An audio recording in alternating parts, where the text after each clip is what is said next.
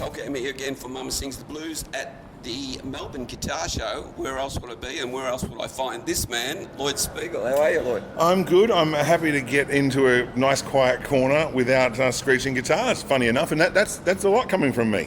Yeah, exactly. You were bloody loud yesterday. Yeah, well, I figure that I've got, 45 minutes to make my statement, and I tend to make it loud. I'm a loud kind of guy. I make no apologies. Yeah. Look, that's fine. And I think probably the reason you were like that was because of that new guitar from Cole Clark. Yeah. You're on the Cole Clark stand here. You are a Cole Clark ambassador, or I am, yeah. And so tell us about that new guitar. Well, 10 years ago, I drew a picture of a guitar that I believed could be equal parts electric and equal parts acoustic. And because, as you would know, I use a hybrid type of guitar in my show where I'm playing a bit of electric and a bit of acoustic on the one instrument. And over the last 5 years, we've slowly, just gradually moved towards that image and that picture. And so the Melbourne Guitar Show, we're actually launching the final product, really, of several steps in these hybrids where, you can show up to a gig with one guitar and you can flip of a switch your acoustic, flip of a switch your electric, and neither are compromised. So to finally get on stage for the very first time, be the first person in the world to play one at a show, I was just a bit excited and, dare I say, turned the amp up a little louder than normal. Yeah, no, but it sounded great. All in the name of science, of course. Yeah, all in the name of science, of course. But you didn't play my favourite song. Did I miss out? You can't make everybody happy in a 45-minute set. I get in trouble for that song these days. No, it's a great song. I like it. I still get requested for it pretty much every show. Yeah, do you? It's a great song. Great. And now, so the guitar, the thing I know, like there's a lot of different combinations in this guitar. You've got two humbuckers in one, you've got a humbucker and two single coils in another, and then you've basically got three single coils, which basically looks like a Strat. Yeah. Hope there's no copyright problems there. No, not at all. I mean, well, you can't copyright a shape anyway, but I think that the single coil is the standard, and the humbucker is the standard in the industry. So, I think that aiming at giving people the most common configurations of pickup, where they can have their humbucker, they can have their single coils, they can have both, and they can blend it with an acoustic sound. It allows us to offer people the ultimate touring machine. The idea in the long run, and this is a world first, I haven't said this to anybody yet, will be to actually have exchangeable plates. So you'll be able to simply buy a double humbucker and just take off one plate with the single coils and put the other ones on if you want for that show.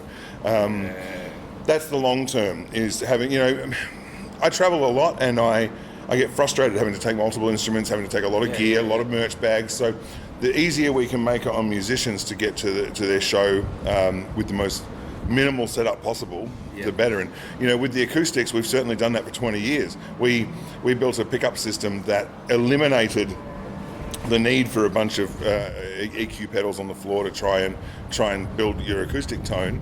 And the idea was to get rid of all those pedals and all those extra cables. So doing the same thing for an electric player is the next challenge.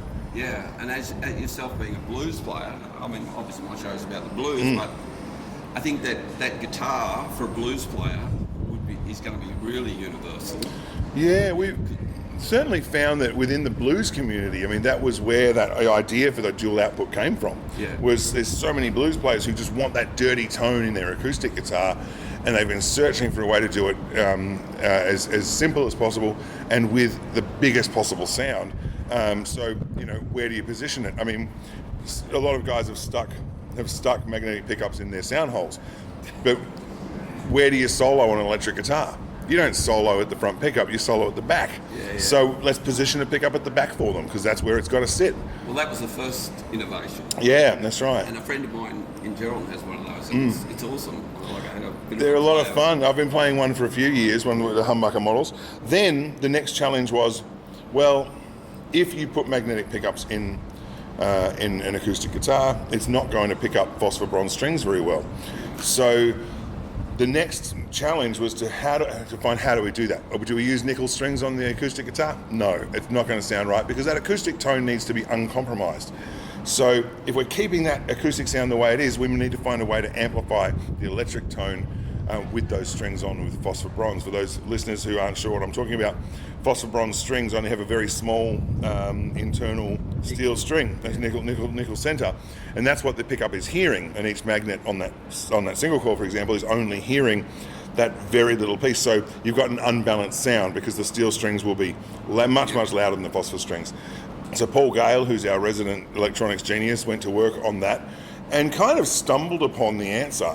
He's created a machine that will change the magnetic power of each slug inside a single coil pickup and each pole piece inside a humbucker and balance them to wherever they need to be.